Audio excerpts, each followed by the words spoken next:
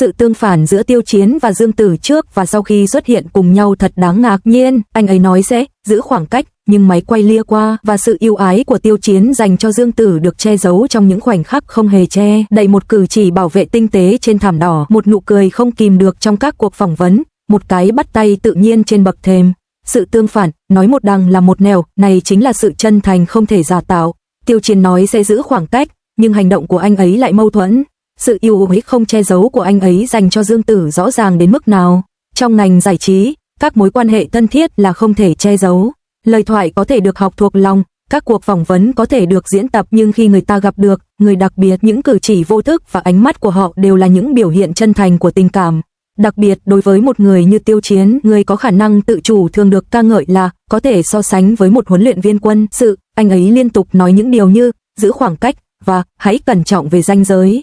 Nhưng khi ở bên cạnh Dương Tử, thoạt đầu anh ta là một quý ông đúng mực, giây tiếp theo hành động lại phản bội anh ta. Điều thú vị là anh ta liên tục nhấn mạnh ý thức ranh giới rõ ràng của mình, nhưng điều người xem thấy là sự thiếu ranh giới đó lại thể hiện qua sự yêu ái nhẹ nhàng dành cho Dương Tử. Đúng là trường hợp nói một đằng là một nẻo. Hãy bắt đầu với khoảnh khắc trên thảm đỏ mà người hâm mộ đã biên tập thành tổng hợp những khoảnh khắc tương phản. Đó là một lễ trao giải, sự kiện khá lớn, khu vực thảm đỏ chật kín người nổi tiếng, giới truyền thông và vệ sĩ. Khi Tiêu Chiến bước lên thảm đỏ, tư thế của anh ta đặc biệt, chuẩn mực. Anh ta đứng thẳng như một hình mẫu trong sách hướng dẫn, giữ khoảng cách gần như chuẩn mực với những người nổi tiếng bên cạnh, không quá gần cũng không quá xa. Đối diện với máy quay, anh ta giữ nụ cười lịch sự nhưng có phần xa cách, trả lời các câu hỏi một cách có phương pháp với những câu trả lời an toàn nhất. Sự hợp tác dễ chịu, một đội ngũ chuyên nghiệp, mọi người đều là những diễn viên giỏi, một chế độ nghệ sĩ chuyên nghiệp, hoàn chỉnh.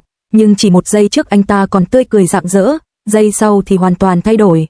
Khi Dương Tử, trong bộ váy thướt tha, chậm rãi bước vào, chế độ thường lệ của Tiêu Chiến lập tức sụp đổ. Chiếc váy hôm đó của cô quả thực rất rộng, khi cô bước đi, tà váy nhẹ nhàng quét qua thảm đỏ, khiến cô trông như một đám mây đang trôi. Cận cảnh cho thấy cô đang cố gắng giữ thăng bằng để tránh dẫm phải tà váy. Chưa đầy 2 giây sau khi Dương Tử đứng cạnh anh, Tiêu Chiến vô thức dịch chuyển nhẹ về phía cô. Động tác rất tinh tế, nhưng nếu xem chậm lại đoạn phim, bạn có thể thấy rõ anh ấy nhận thấy sự khó khăn khi đi lại của cô và theo bản năng muốn nhường chỗ cho cô. Điều thú vị hơn nữa là khi Dương Tử chuẩn bị quay mặt về phía giới truyền thông, anh dường như bị thôi thúc bởi điều gì đó. Anh hơi cúi xuống và đưa tay ra, rõ ràng là muốn giúp Dương Tử vén váy lên. Tuy nhiên, hành động này có phần vụng về, anh nhanh chóng rụt tay lại, như thể đột nhiên nhận ra mình đã quá vội vàng. Sự lúng túng nhẹ khi vươn tay ra mà chẳng chạm vào khoảng không nào hiện rõ ngay lập tức. Sau nửa giây, anh ta điều chỉnh tư thế, đứng cạnh cô, không chạm vào váy cô cũng không để lộ sự hiện diện của mình, khéo léo tiến lại gần hơn để giúp cô dễ dàng di chuyển hơn. Chuỗi hành động này dường như không được lên kế hoạch trước, nó giống như sự do dự của kiểu, tôi muốn giúp cô, nhưng tôi sợ bị buộc tội vượt quá giới hạn. Điều mà nhiều người đang bàn tán là ngay lúc đó, anh ta vừa nói trong một cuộc phỏng vấn rằng anh ta duy trì khoảng cách thích hợp với các bạn diễn và tránh tiếp xúc thân thể quá mức, nhưng rồi máy quay lia đến và anh ta gần như quỳ xuống trước váy cô, ánh mắt đầy lo lắng, hành động thể hiện rõ mong muốn chăm sóc cô. Sự tương phản rõ rệt này, nói thẳng ra là mâu thuẫn, nói nhẹ nhàng hơn, đơn giản là định kiến vô thức không thể che giấu được. Mặt khác, đoạn phỏng vấn lại giống như một sự gián đoạn, trực tiếp. Cuộc phỏng vấn không dài, và người dẫn chương trình đã hỏi cả hai bên về cảm nhận khi làm việc cùng nhau, theo lối nói chuyện thường thấy của người nổi tiếng. Phần đầu của Tiêu Chiến rất chính thức, anh ấy nói rằng sự hợp tác rất thú vị, mọi người đều rất chuyên nghiệp, không khí quay phim thoải mái và việc phát triển nhân vật diễn ra suôn sẻ. Lời nói của anh ấy ổn định, biểu cảm phù hợp, và anh ấy đưa ra những phát ngôn an toàn, không gây ra bất kỳ vấn đề nào trong quá trình dựng phim. Nhưng khi máy quay chuyển sang Dương Tử, tình hình trở nên tinh tế hơn. Người dẫn chương trình yêu cầu Dương Tử chia sẻ một vài câu chuyện vui từ quá trình quay phim. Ban đầu, cô ấy cư xử khá đúng mực, nói về những đêm thức khuya và lịch trình dày đặc của đoàn làm phim, giọng điệu rất nghiêm túc. Sau đó, cô ấy đột nhiên nhắc đến một cảnh quay dưới mưa, nói rằng nhiệt độ đêm đó dưới 0 độ và đoàn làm phim bận rộn thiết lập thiết bị, khiến cô ấy và Tiêu Chiến ướt sũng. Lúc này, ánh mắt trước đó có phần nghiêm túc của Tiêu Chiến sáng lên rõ rệt. Anh liếc nhìn cô, khóe mắt nheo lại vì cười, ngay cả khi cô ấy đang nói về một chi tiết cụ thể, anh ấy cũng không thể không xen vào, nói thêm, hồi đó, em cứ khăng khăng quay thêm một cảnh nữa, ngay cả sau khi đạo diễn nói là được rồi, em vẫn không chịu rời đi. Câu nói tưởng chừng như bình thường này đã khắc họa hoàn hảo khung cảnh và cảm xúc của ngày hôm đó. Điều gây ấn tượng nhất với khán giả là sự tập trung cao độ của anh ấy khi lắng nghe cô ấy. Một giây trước, anh ấy đứng thẳng người đối diện với người dẫn chương trình, như thể đang ở một cuộc họp báo, Giây tiếp theo, anh ấy biến thành một chàng trai trẻ chỉ đơn giản là lắng nghe câu chuyện của một người bạn. Khi Dương Tử nói, ánh mắt anh ấy hầu như không rời khỏi cô ấy, thỉnh thoảng liếc xuống mỉm cười, rồi lại nhìn lên biểu cảm của cô ấy, hoàn toàn bị cuốn hút. Ánh mắt đó không thể chỉ được giải thích là một đồng nghiệp bình thường.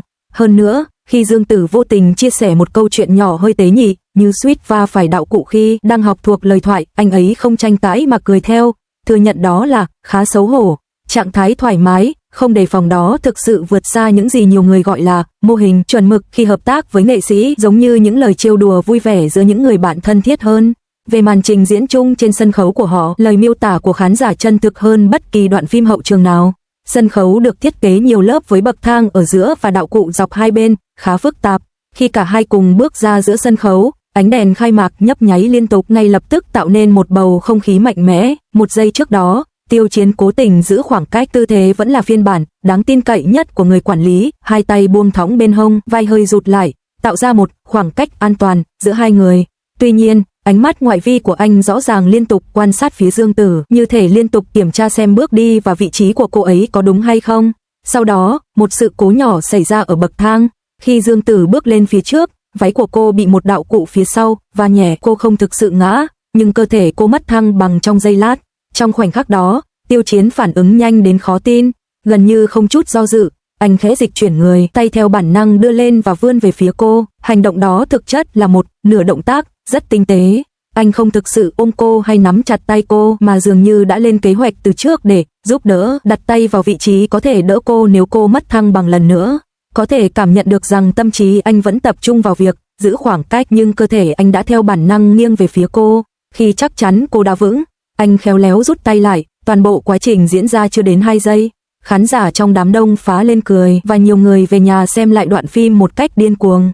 Các nhân viên đứng gần đó còn nhìn thấy rõ hơn, một người mô tả sự căng thẳng trong mắt anh lúc đó là chân thật, không phải kiểu cường điệu để diễn, mà là sự cảnh giác kiểu, nếu cô bước thêm một bước nữa, tôi sẽ đỡ cô ngay. Khi nói đến Dương Tử, ý thức về ranh giới mà anh ấy đã rèn luyện trở thành, trước tiên hãy chăm sóc cô ấy, mọi thứ khác sau, quan trọng hơn. Sự tương phản rõ rệt này không chỉ giới hạn ở những cảnh quay trên sân khấu, ngay cả những thước phim hậu trường cũng cho thấy điều đó. Trong một sự kiện quảng bá, một đoạn clip ngắn đã ghi lại cảnh hậu trường của cả hai diễn viên đang chuẩn bị lên sân khấu. Dương Tử đang chỉnh trang phục ở một góc, cầm một đạo cụ nhỏ, trông có vẻ hơi lo lắng. Khi Tiêu Chiến đến gần, anh ấy hỏi một cách tự nhiên, em có lạnh không? Rồi đưa cho cô chiếc áo khoác dự phòng của mình. Chiếc áo khoác có lẽ chỉ che được nửa vai cô, nhưng cử chỉ của anh ấy rõ ràng cho thấy sự quan tâm chu đáo thường trực dành cho những người xung quanh. Hơn nữa, còn có một cảnh quay đời thường hơn. Các báo cáo truyền thông cho biết rằng sau khi quay phim, mọi người đang đợi xe. Đó là một đêm gió lớn, và mọi người đều co ro dưới áo khoác, lướt điện thoại. Dương Tử được quấn trong áo khoác của mình với một chiếc chăn mỏng do đoàn làm phim cung cấp được khoác lên vai.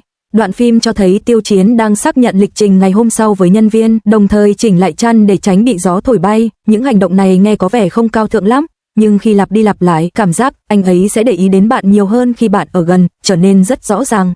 Một số người đã nói đùa rằng câu nói giữ khoảng cách của Tiêu Chiến chỉ có tác dụng trên lý thuyết. Với những cộng sự bình thường, anh ấy chắc chắn giữ được sự đúng mực, vừa phải, không quá nhiều, không quá ít, nhưng với Dương Tử, ranh giới đó luôn mờ nhạt, ngay cả khi biết máy quay đang ghi hình, anh ấy vẫn không thể không bước thêm một bước, hơi quay sang một bên, hoặc chia tay ra thêm một lần.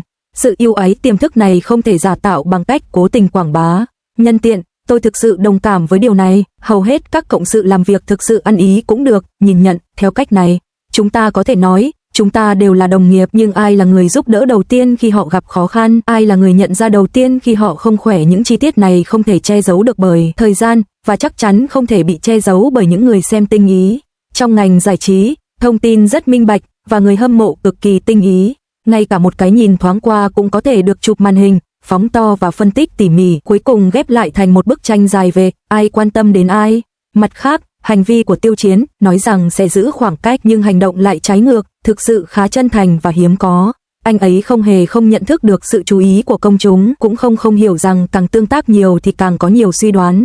Chỉ là khi ai đó xung quanh anh ấy thực sự cần sự quan tâm, anh ấy sẽ là người chủ động trước khi lo lắng về việc bị chụp màn hình. Sự chân thành này có lẽ ấm áp hơn bất kỳ hình tượng hoàn hảo nào. Điều thú vị là, người xem dễ dàng đẩy sự yêu ái này thành nhiều suy đoán về mối quan hệ. Nhưng nhìn từ góc độ người ngoài cuộc, bất kể mối quan hệ thực sự của họ là gì, chắc chắn rằng anh ấy quan tâm đến cô ấy, và cô ấy tin tưởng anh ấy. Sự thấu hiểu ngầm mà họ chia sẻ trong sự hợp tác được xây dựng trên vô số khoảnh khắc kiềm chế và sau đó là sự dễ tổn thương. Điều này khiến người ta dễ tin vào những nỗ lực chung của họ hơn bất kỳ sự lịch sự lạnh lùng nào. Tình cảm và sự quan tâm của con người là không thể che giấu. Ngay cả khi bạn nói chuyện hết sức thận trọng và luyện tập mọi cuộc phỏng vấn thành một văn bản trang trọng, chính thức, thì khoảnh khắc người đó xuất hiện trước mắt bạn, biểu cảm, tư thế và hành động của bạn sẽ thay đổi một cách tinh tế. Cho dù bạn có tuyên bố giữ khoảng cách mạnh mẽ đến đâu, khoảnh khắc bạn gặp người mà bạn không thể buông bỏ, tất cả những ranh giới đã được thiết lập trước đó của bạn sẽ dần dần sụp đổ. Có lẽ nhiều người sẽ thấy sự tương phản này ở Tiêu Chiến thật buồn cười, thậm chí là một mâu thuẫn nội tại, nhưng những chi tiết nhỏ được máy quay ghi lại đã hé lộ chính xác khía cạnh đời thường của anh ấy, sự lo lắng, những băn khoăn và những khoảnh khắc anh ấy quên đi hình ảnh trước công chúng, chỉ tập trung vào việc người đối diện có đứng vững, có đủ ấm áp và có thoải mái hay không. Nếu phải rút ra một bài học nhỏ từ sự việc này, tôi sẽ nói rằng trong thời đại mà mọi cảm xúc đều có thể được đóng gói, điều thực sự lay động lòng người không phải là bao nhiêu lời nói hay ho được thốt ra, mà là những hành động không do dự trong những khoảnh khắc thoáng qua trước và sau đó, trước khi chúng được tô điểm thêm. Ngôn ngữ cơ thể, lặp đi lặp lại của Tiêu Chiến trong các tương tác với Dương Tử Minh Hỏa hoàn hảo điểm này, điều khán giả yêu thích không phải là những si căng đan được dàn dựng có chủ đích mà là tình cảm có phần vụng về nhưng chân thành này. Còn về việc mối quan hệ của họ cuối cùng sẽ đi đến đâu, điều đó không thực sự quan trọng đối với người ngoài. Điều hiển nhiên là những khoảnh khắc thoáng qua nhưng chân thực đó, và những khoảnh khắc ấy đủ để được ghi nhớ lâu dài.